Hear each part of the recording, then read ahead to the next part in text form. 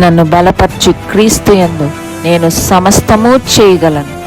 దేవుడు మన పక్షమునుండగా మనకి విరోధి ఎవడు? Amen, amen. అందరికి ప్రైజ్ లార్డ్ అండి. Praise lord. హల్లెలూయా. చెప్దాం, ఆయన మనల్ని రాజులైన యాజక సమూహంగా పిలుచుకున్నారని.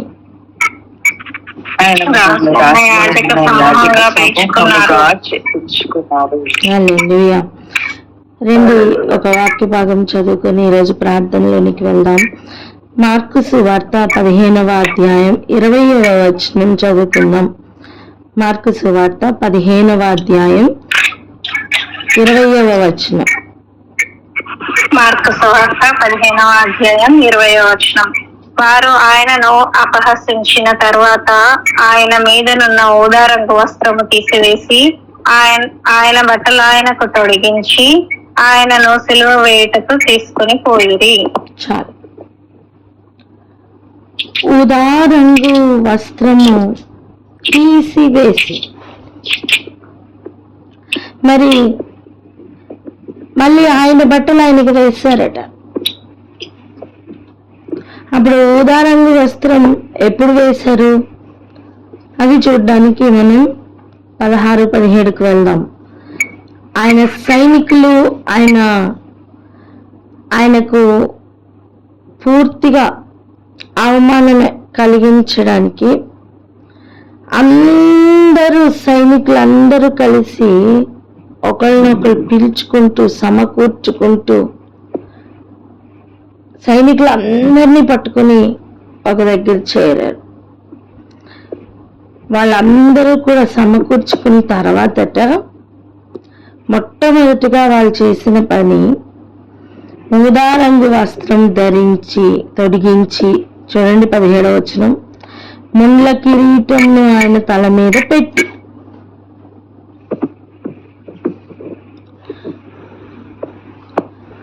వాళ్ళు రాజు అని, యూదుల రాజు అని ఎగతాళి చేస్తూ అపహసిస్తూ ఆయనను అరచేతులతో కొడుతూ ఆయనను అవమానిస్తున్న విధానం ఇది. అంతేకాదు 18వ వచనంలో యూదుల రాజు నీకు శుభమని చెప్పి ఆయనకు వందనం చేశారట. ఆయనకు నమస్కారాలు చేస్తున్నారు.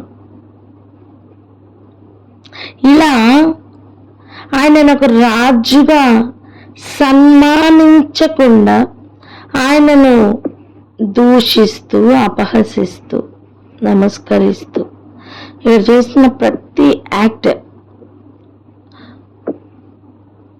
ఎంతో విలువను మానవ జాతికి ఆయన ఇవ్వాలనుకుంటే అంత ఆపోజిట్ లో ఆయన విలువను మనం అపహసిస్తూ తగ్గిస్తూ ఆయనను అవమానిస్తూ ఉన్న విధానం మనం ఇక్కడ చూస్తున్నాం.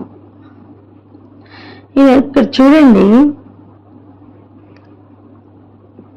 యూదుల రాజు, అక్కడ అందరికీ కూడా వచ్చిన అభ్యంతరం ఆయన యూదుల రాజు అనడం వలన. యూదుల రాజు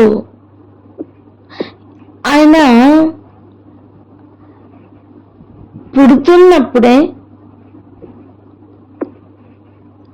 పుడుతున్నప్పుడే ఈ సమస్య ప్రారంభమైంది. ఏ సమస్య?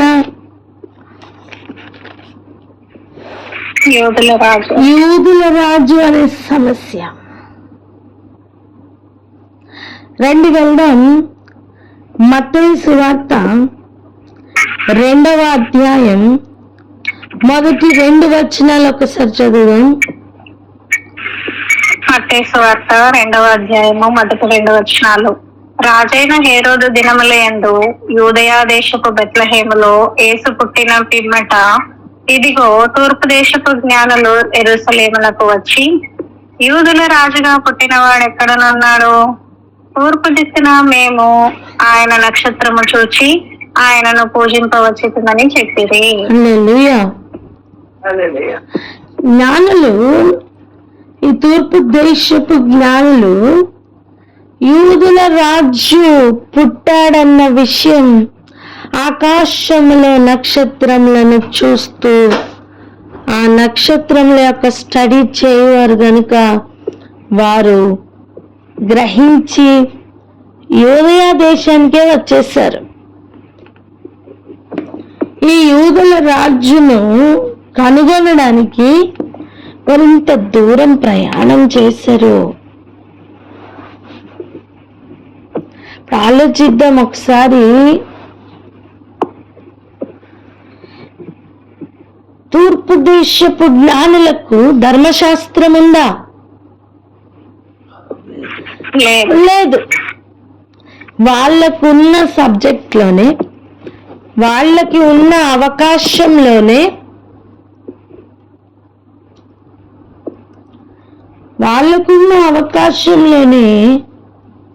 వాళ్ళకు ఉన్నంతలోనే వాళ్ళు యూదుల రాజును గుర్తుపట్టారు. మీరు గమనించండి, పిలాతు భార్య ఆయన నీతిమంతుడని గుర్తుపట్టింది. కనాను స్త్రీ ఆయనను విశ్వసించింది. ఇలా అనేక మంది ఆయనను గుర్తుపట్టగలుగుతున్నారు. కానీ ఆయన ఉన్న దేశంలో ఆయన ఎదుర్కొంటున్న వ్యతిరేకత ఎంత భయంకరంగా ఉందో ఇప్పుడు చూద్దాం. యూదుల రాజు ఎక్కడ అనగానే ఆ హేరోదు రాజు కలవరపడిపోయాడండి. పుట్టారన్నప్పుడే కలవరం వస్తే ఎలాగండి? ఆయన పుట్టారని తెలిస్తేనే కలవరం వస్తే ఆయన ఎదిగి ఆయన కార్యంలో ఆయన చేయడానికి వెళ్తున్న సమయం ఎలా ఉంటుంది?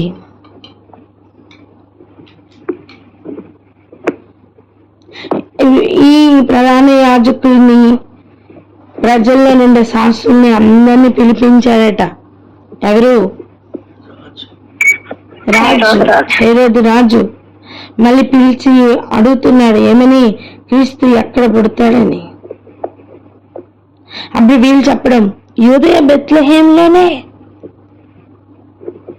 ఎందుకు ఇలా రాయబడి ఉందని ప్రవచనం కూడా తీసి చూపించి ఇక్కడే పుడతారు, బెత్లెహేంలోనే పుడతారు అని వాళ్ళు కూడా కన్ఫర్మ్ చేసిన తర్వాత ఇంకా హేరోదుకు ఏం చేయాలా ఆలోచన, ఇప్పుడే కపటంగా ఆలోచన స్టార్ట్ చేశాడు. ఏం చెప్తున్నాడు చూడండి, 6వ వచనం. అంతటా హేరోదు ఆ జ్ఞానులను రహస్యంగా పిలిపించి ఆ నక్షత్రం కనబడిన కాలం వారి చేత పరిష్కారంగా తెలుసుకొని,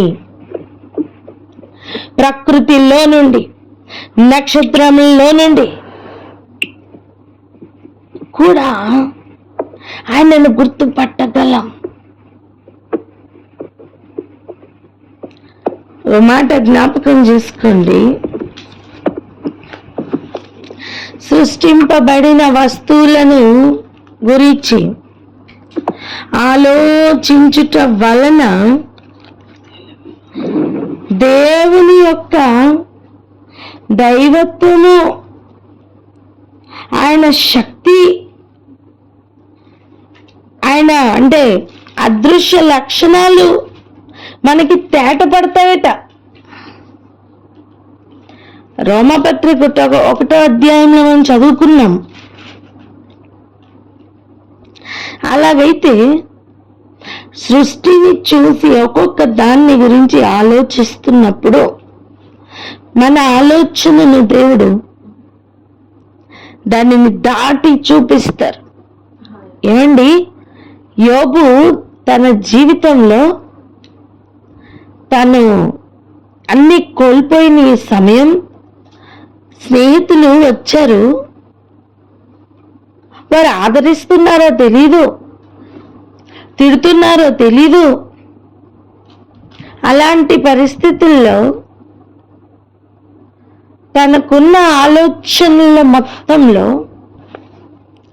సుడిగాలిలో ప్రభు మాట్లాడడానికి వచ్చినప్పుడు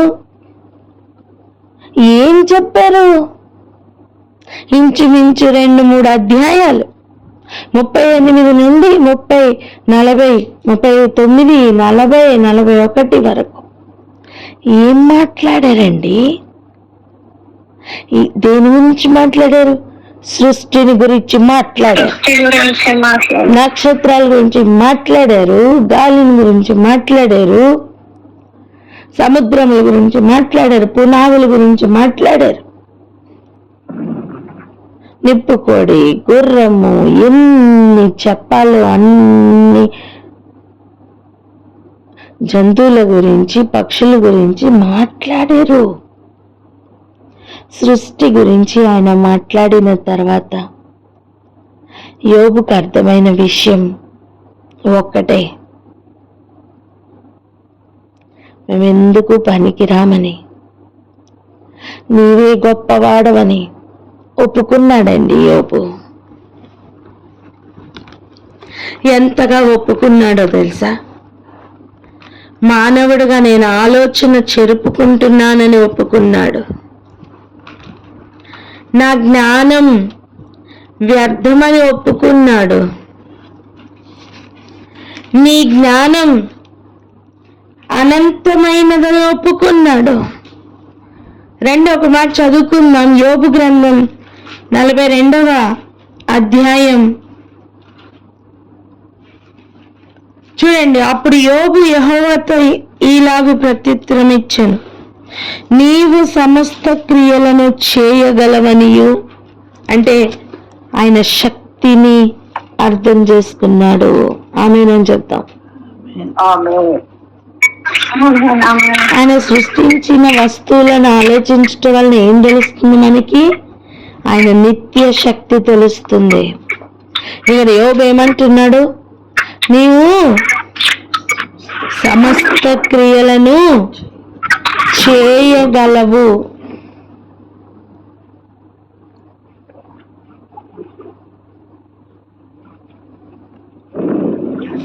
ఇంకా నీవు ఉద్దేశించినది ఏదియో నిష్ఫలము కానేరదని నేను ఇప్పుడు తెలుసుకొంటిని. ఎప్పుడు? సృష్టిని గురించి ఆలోచించిన తర్వాత తెలుసుకున్న విషయం ఏంటి? నీవు ఉద్దేశించినది ఏది కూడా నిష్ఫలము కాదు. నువ్వు బ్లూ ప్రింట్ వేసావంటే, నువ్వు స్కెచ్ చేసావంటే అది జరిగి తీరుతుంది. హలో, వినిపిస్తుందా? అర్థమవుతుందా? నీవు ఏదైనా తలంచావంటే, నీవు చేయను ఉద్దేశించావంటే దానికి ఫలము రాకుండా ఉండదు, నిష్ఫలము కానేరదు. అర్థం? ఒక చెట్టుని నువ్వు డిజైన్ చేసావు ప్రభా, అది ఫలించకుండా ఏ ఆటంకం ఆపం లేదు. అది పురుగులు పట్టిని, ఎండిపోని, ముద్దైపోని, ఏదైనా కానీ చిగురు పడుతుంది, దానిలో నుంచి ఫలం వస్తుంది. నువ్వు భూమిని చేసి దానిని నిందించాలి, దాని మీద అధికారం ఇవ్వాలని ఆశపడ్డావు, నువ్వు స్కెచ్ చేసావు, దాని మీద నుండి నీకు శ్రేష్టమైన ఒక పెంటకుప్ప మీద నుంచి తీయబడినట్టుగా ఒక శ్రేష్టమైన జనాంగం నీకు కావాలి, వెర్రివారు నీకు కావాలి. నువ్వు స్కెచ్ చేసావు, దాన్ని ఎవరు ఆపలేరు.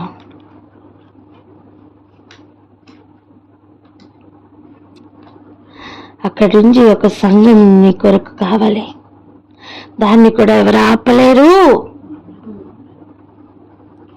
ఆయన సీఎంలో మూలరాయిగా పడకుండా ఎన్ని ప్రయత్నాలు జరుగుతున్నాయి చూడండి.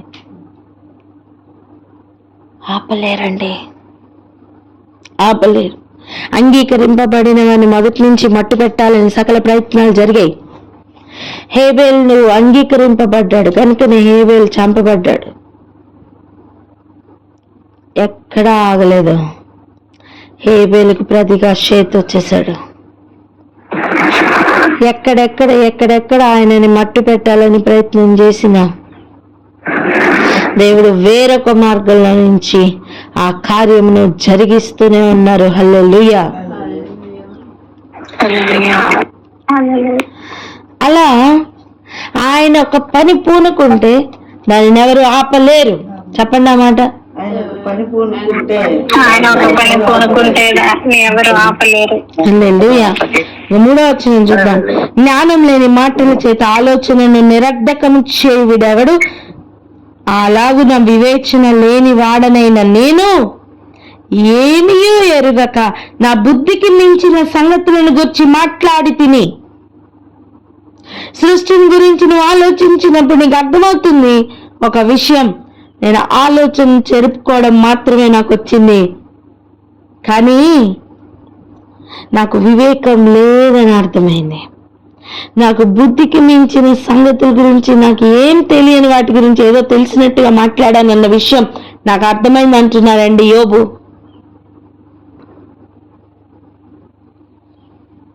ఏమంటున్నాడు తెలుసా? అలాంటి సృష్టిలో నుండి నక్షత్రమును చూసి వాళ్ళ కనెక్షన్ ఎక్కడికి దొరికిందో తెలుసా? దాని గురించి జాగ్రత్తగా పరిశీలించిన మీదట దానిని సృష్టించిన వాడు దొరికాడు వాళ్ళకి. ఆమేన్. అది వెతుక్కుంటూ వచ్చారండి. సృష్టిని జాగ్రత్తగా పరిశీలించి దాని శక్తిని గ్రహించిన వాడు సృష్టికర్తను వెతుకుతాడు. ఆమేన్.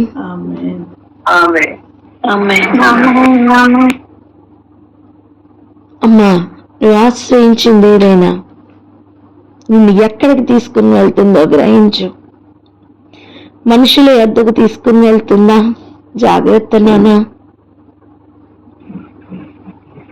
నువ్వెవరిని ఆరాధిస్తున్నావు? ఎవరిని వెతుకుతున్నావు?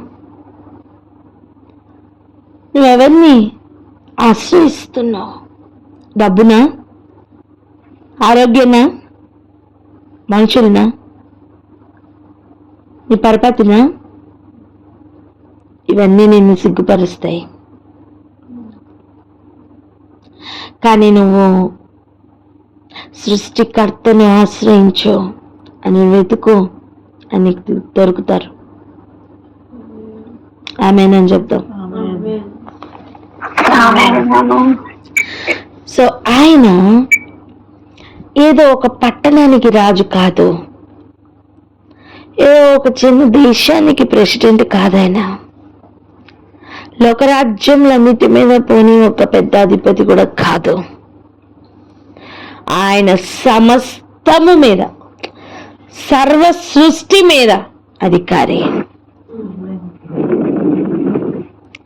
ఎంతమంది రాజులు ఉన్నారో వారందరి మీద ఆయన రాజు.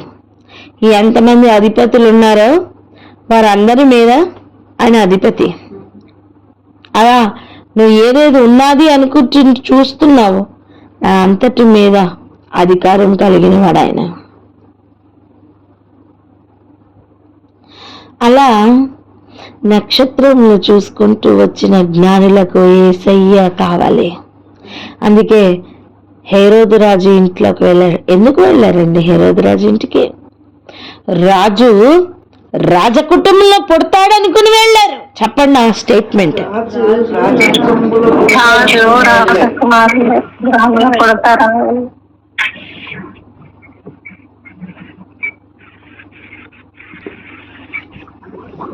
ఇక్కడ ఎలా ఉందంటే, నీకు బంగారం కావాలి, నువ్వు ఎక్కడికి వెళ్తావు? బంగారం కొట్టుకు వెళ్తావు. తప్ప చెప్పండి. కాదు. నీకు పెట్రోల్ కావాలి, ఎక్కడికి వెళ్తావు? పెట్రోల్ బంక్ దగ్గరికి వెళ్తావు. తప్ప కాదు. అలాగనే జ్ఞానులు కూడా యూదుల రాజు కొరకు వెతుక్కుంటూ వచ్చారు కనుక హేరోదు రాజు ఇంటిలోనికి వెళ్ళారండి. రాజు రాజకుటుంబంలో పుడతాడు కనుక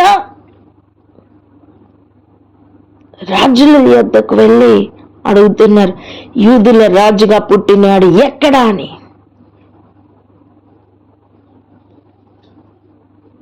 కానీ అలా వాళ్ళు వెతుక్కుంటూ వెళ్ళినా సరే వాళ్ళకి దొరకలేదు. నేనేమంటున్నానంటే మన క్యాలిక్యులేషన్స్ అన్నీ మారిపోతాయి. మనం ఏది మనం అవుననుకుంటామో అది కాదని, ఏది మనం కాదనుకుంటామో అది అవునని లెక్కలు మారిపోతాయి. లెక్కలు మార్చి చూపిస్తారు దేవుడు. మీరు ఆ రోజు జరిగింది అదే. ఇంకా చూడండి, హేరోదు వాళ్ళతో చెప్తున్నామంటే, మీరు వెళ్ళి ఆ శిశువు విషయమే జాగ్రత్తగా విచారించి తెలుసుకోగానే నేనును వచ్చి ఆయనను పూజించినట్లు నాకు వర్తమానం తెండి అని చెప్పి వారిని బెత్లెహేమునకు పంపెను. ఏం చేస్తాడట రాజు? నేను కూడా ఆయనను పూజిస్తాను. కపటంగా మాట్లాడేట్లా? నిజంగా పూజిస్తాడా? నిజంగా పూజిస్తాడా? లేదు. దేవుడు అందుకే కొంతమందిని కొన్నిటిని మరుగుగా ఉంచుతారు.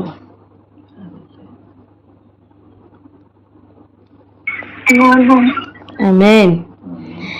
ఇక చూడండి, అలా జరిగిన తర్వాత మరలా ఆ నక్షత్రమే వారిని శిశువు దగ్గరికి తీసుకుని వచ్చిందట. ఇప్పుడు ఆలోచిద్దాం ఒకసారి.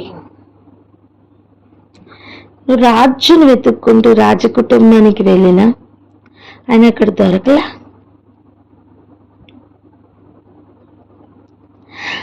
ఆ రోజే వాళ్ళు పిలిచిన పిలుపు యూదుల రాజు. చెప్పండి ఏంటి? యూదుల రాజు. సృష్టిని గ్రహించిన వారు సృష్టికర్త అయిన యూదుల రాజును వెతుక్కుంటూ వచ్చారు.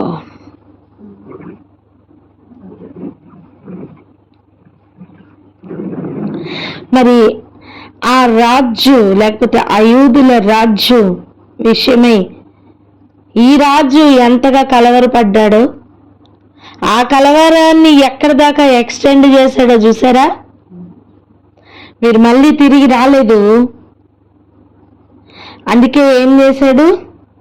2 సంవత్సరాల లోపుల ఉన్న పిల్లలందరినీ సంహరించమని ఆజ్ఞ జారీ చేశాడండి. 13వ వచనం చూడండి. వారు వెళ్ళిన తర్వాత ఇదిగో ప్రభుదూత స్వప్నమందు యోసేపునకు ప్రత్యక్షమై, హేరోదు ఆ శిశువును సంహరింపవలెనని ఆయనను వెతకబోగుచున్నాడు గనుక నీవు లేచి ఆ శిశువును ఆ తల్లిని వెంటబెట్టుకుని ఐగుప్తునకు పారిపోయి నేను నీతో తెలియచెప్పు వరకు అక్కడనే ఉండుమని ఆయనతో చెప్పాను. హల్లెలూయా. ఏమి ఎత్తుకు పై ఎత్తండి. ఈరోజు మనం చదువుకున్న వాక్య భాగంలో కీర్తనలో నా తలంపు ఇంకా ఏం చదవండి ఆ మాట. నా తలంపు గురించి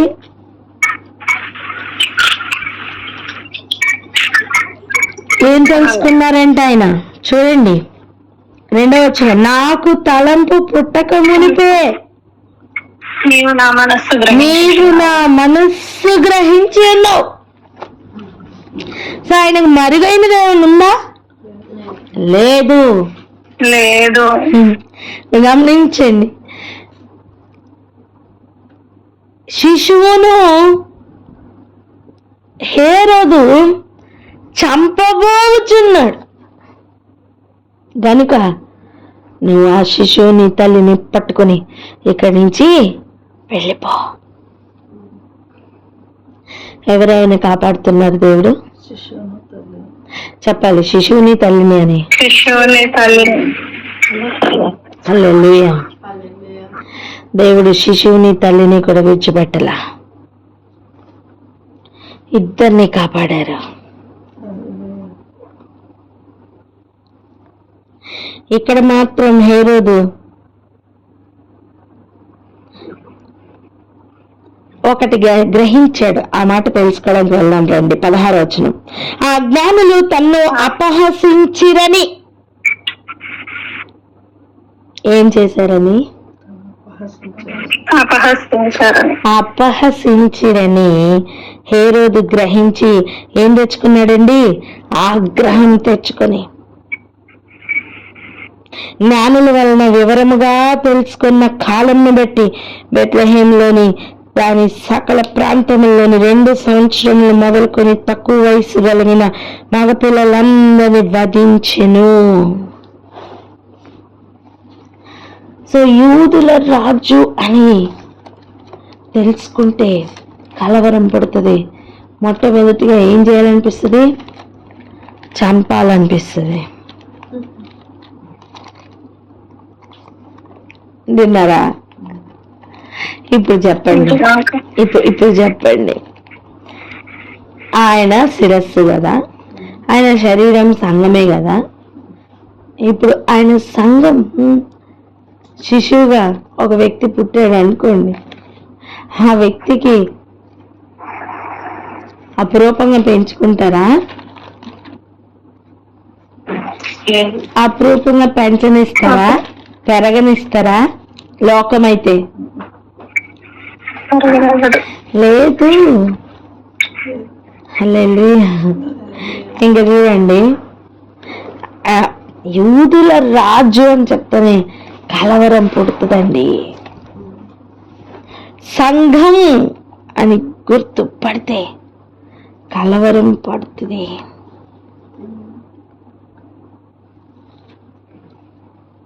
ఇక్కడ ఆగి ఒకసారి ప్రార్థన చేసుకుందాం.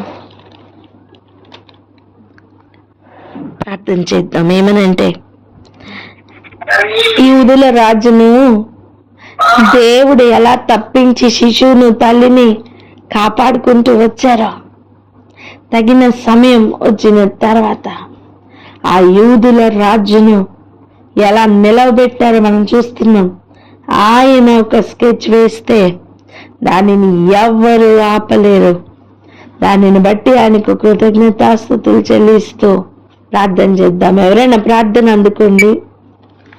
హల్లెలూయా, హల్లెలూయా. మహోన్నత పరిశుద్ధ ప్రభా, స్తుతి స్తుతి స్తోత్రం స్తోత్రం స్తోత్రములు చెల్లించుకుంటున్నాం తండ్రి. అవును రాజా, ఆయన నా తండ్రి ప్రభా, ఆయన మిమ్మల్ని ఎంతగానో అవమానిస్తూ ఊదారంగు వస్త్రంలో తీసివేసి అలా నా తండ్రి ప్రభా ఆయన వస్త్రంలో నాకు ధరించి నా తండ్రి నాయన నా తండ్రి ప్రభా ఎలాగనైతే రెల్లుతో తల మీద కొట్టి అరచేతులతో ఆయన కొట్టి ఇలాంటి భయంకరమైన అవమాన పరిస్థితులకు అప్పగించి ఉన్నట్టుగా చూస్తున్నాం రాజా. నాయన నా తండ్రి ఎంతో అవమానం పొంది ఉన్నారు ప్రభా.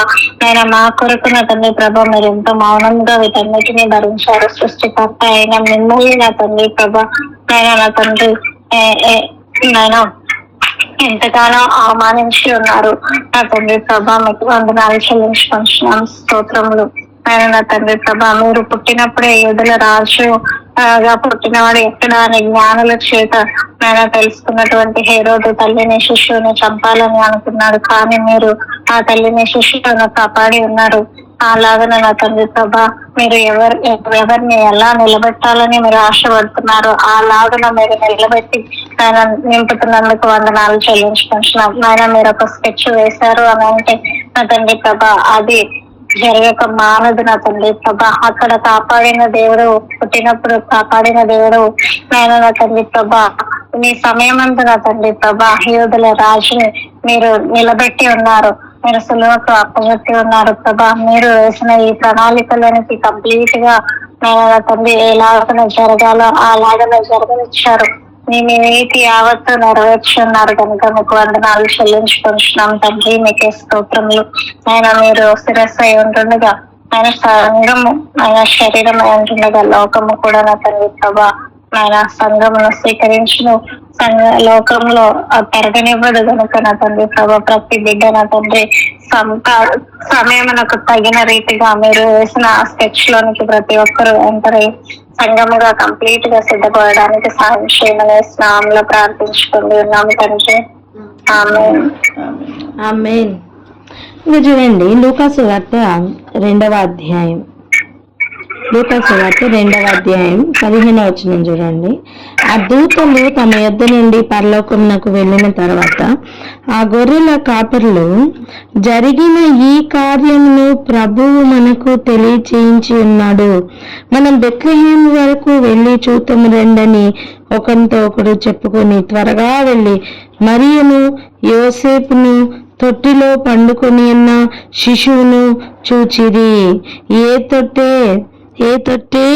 పశువుల తొట్టె. పశువులు ఆహారం తినడం కోసం, నీళ్లు తాగడం కోసం కుడిత ఇంకా నీళ్లు ఇటువంటివన్నీ కూడా వేసి వాటికి దానా కొరకు పెడుతున్న ఒక తొట్టె. ఆ తొట్టెలో ఒక శిశువును కనుగొన్నారు. ఎవరు? జ్ఞానులు కాదు.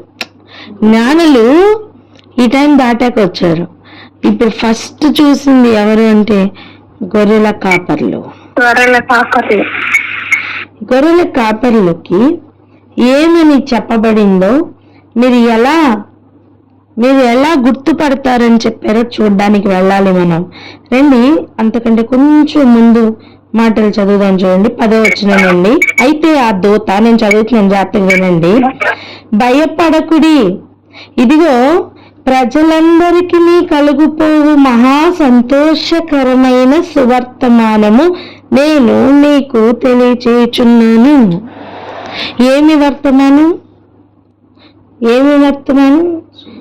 సంతోషకరమైన సువర్తమానం. మంచి వర్తమానం మీకు చెప్తాను. ఏంటది? దావీదు పట్టణమందు నేడు రక్షకుడు మీ కొరకు పుట్టి ఉన్నాడు, ఈయన ప్రభువైన క్రీస్తు. దానికి ఇదే మీకు ఆనవాలు. ఏంటి ఆ ఆనవాలు? ఒక శిశువు పొత్తుగుడ్డలతో చుట్టబడి ఒక తొట్టిలో పండుకొని ఉండుట మీరు చూచెదరు. ఇదే మీకు ఆనవాలు. ఒక పశువుల తొట్టిలో ఒక యూదుల రాజా పొత్తుగుడ్డలతో చుట్టబడి, అదా యూదుల రాజు యొక్క ఆనవాళ్ళు. గ్రహించరా?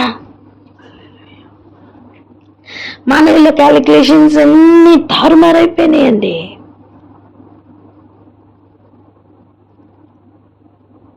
యూదుల రాజు యూదా కుటుంబంలోనో లేకపోతే రాజ కుటుంబంలోనో రాజగృహంలోనో పుట్టలా.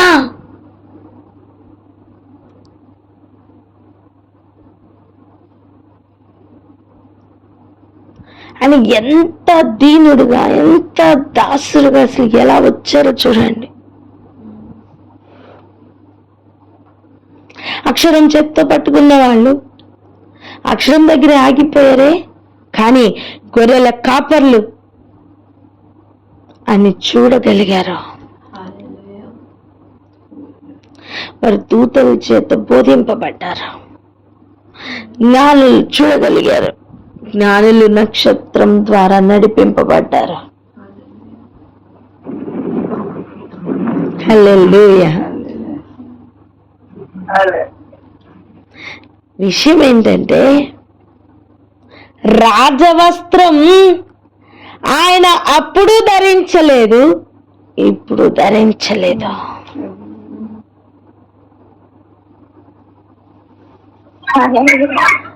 రాజవస్త్రం ధరింపచేసి ఆయన అవమానించి ఆయన పిలుస్తున్న పిలుపు యూదుల రాజు. హేరోదికి కలవరం పట్టిందంటే సరే, యూదుల రాజు గురించి వీరందరికీ కూడా అదే ఫీల్ ఉంటే అక్కడ ఆశ్చర్యంగా ఉంది. యూదుల రాజును చంపాలని హేరోదు ప్లాన్ చేశాడు. కరెక్టేనా? చెప్పండి, అవునా కదా? అవును. ఒకసారి రండి వెళ్దాం. మనం చదువుకున్న వాక్య భాగం మత్తయి సువార్త 2వ అధ్యాయం 4వ వచనం ఒకసారి చదవండి. 4వ వచనం. మత్తయి సువార్త 2వ అధ్యాయం 4వ వచనం.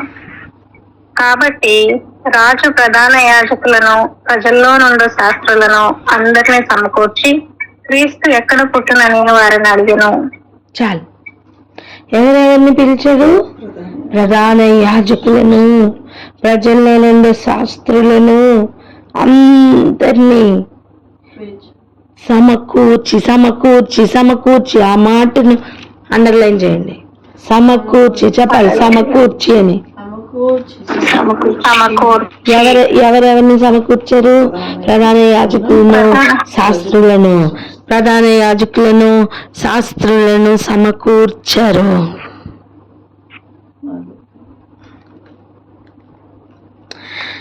సమకూర్చి అడుగుతున్నారు క్రీస్తు ఎక్కడ పుడతాడని. ఎంత భయంకరమైన విషయం అంటే, హేరోదు చంపాలనుకున్నాడు. పరిష్కారముగా తెలుసుకోవాలని పిలువబడిన వారు కూడా ఇప్పుడు చంపాలనుకుంటున్నారు. అది ఇష్యూ.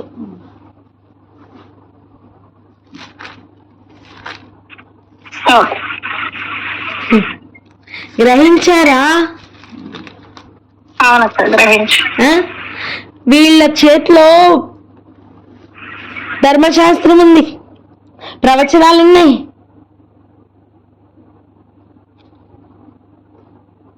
యూదయ బెత్లెహేంలోనే ఆయన పుడతారని వారికి ఆధారాలున్నాయి. అవన్నీ అక్షరాన్ని వెతుక్కోవడంలో ఆగిపోయి యేసును చూడడానికి తీసుకుని రాలా.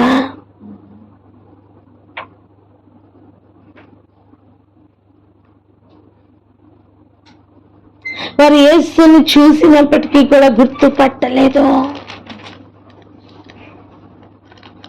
వారికి ఉన్న జ్ఞానం, వారికి ఉన్న తెలివి, వారికి ఉన్న వివేచన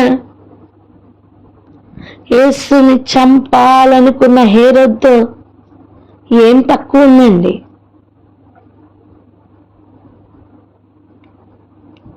యేసును సిలువేయండి, సిలువేయండి అని కేకలు వేశారట.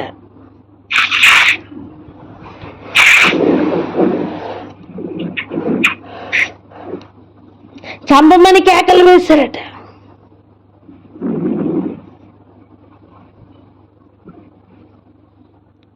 రాజవస్త్రం ఆయన పుట్టినప్పుడు కూడా వేసుకోలేదంటున్నాను నేను.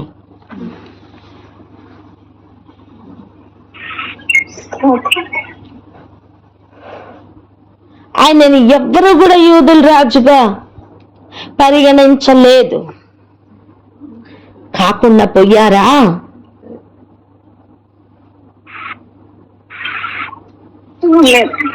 లేదు. అమ్మ, నువ్వు సన్మానించకపోయినా ఆయన సృష్టికర్తనే. నువ్వు పట్టించుకోపోయినా, నువ్వు ఒప్పుకోపోయినా హల్లెలూయా, ఆయన యూదుల రాజే.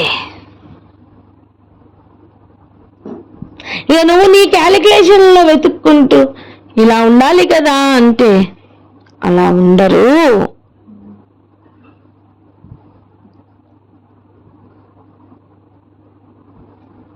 యూదుల రాజు ఎక్కడ? చెప్పండి అన్నమాట. యూదుల రాజు ఎక్కడ?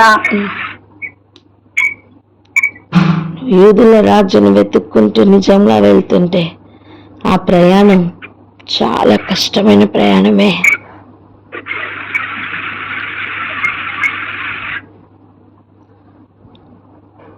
ఫిజికల్గా ఆ రోజు చిన్న శిశువుని వెతుక్కుంటూ వెళ్ళిన జ్ఞానులు మనం ఇప్పుడు ఆ కాలంలో లేం కదా. ఇప్పుడు మన శిశువుని ఎత్తుక్కుంటూ కాదు వెళ్ళాల్సిందే.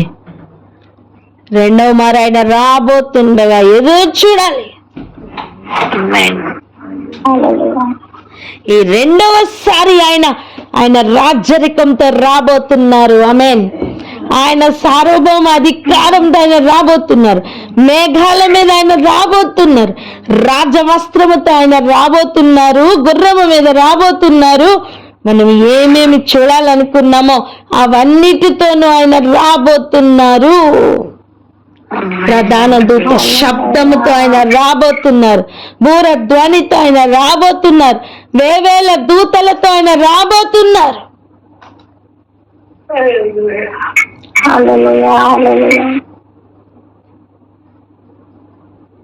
నిజముగా కనిపెట్టుకుని ఉండమని ఇప్పుడు చెప్తున్నారు.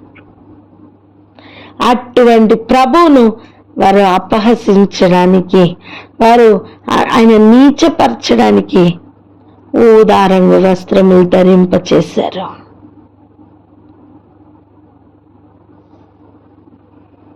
కేవలం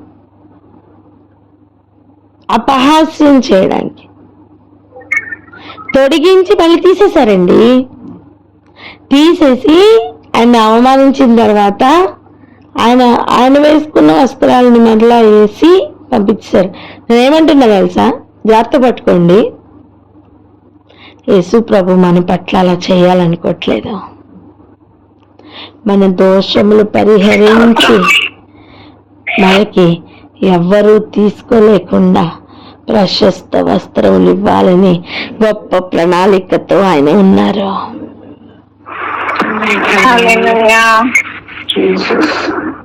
సంఘము కట్టుకొని ఉన్న వస్త్రములు తీసివేసి ఆయన ఇస్తున్న పెండ్లి వస్త్రం, పరిశుద్ధుల నీతి క్రియలు అనే వస్త్రము ధరింప చేయడానికి ఆయన రెడీగా ఉన్నారు.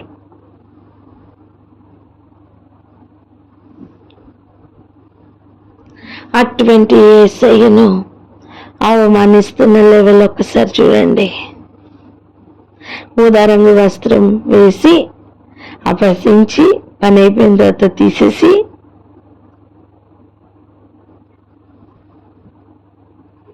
మరలా ఆయన వేసుకొని వచ్చిన వస్త్రాన్ని తొలగిస్తున్న